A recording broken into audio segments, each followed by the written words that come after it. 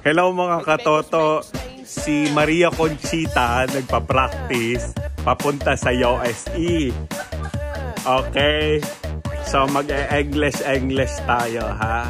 Having our lunch for today. Maria Conchita, so are you prepared going to USE? A little bit. For now, I'm just preparing our lunch for today. So what's that vegetable for? What do you call this? Abraw.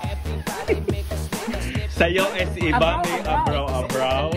Maybe. Mekos. Maybe in USA, mekos. Mekos, the sitaw, and the flower, and the dahon. May sitaw ba sa USE? Yes, of course. There's a sitaw in the USA. You call that string beans. Really? Yeah. Is that right? What's this in USA? Dahon.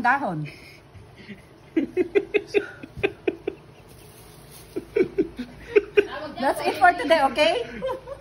Oh, teka, wait. Ito mga katoto, si Maria Eduarda.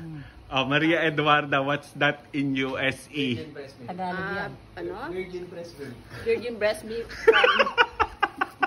Virgin na breast milk pa. Yeah. Wow. From Carabao.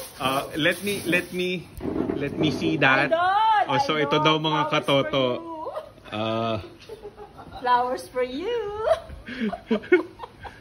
Another one bouquet. Because you're my idol. Maria Conchita, is your husband in the USA? USA pala. Yeah, he's in the USA. Where in USA?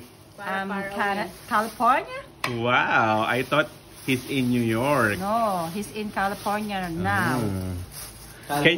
What Cali? Can you call your husband and tell him to buy me a perfume? Oh, okay. Alex, meanwhile. Sure. What kind of perfume? Wow. May ganyan din ba sa USA? Maybe. Ano naman yan sa USA?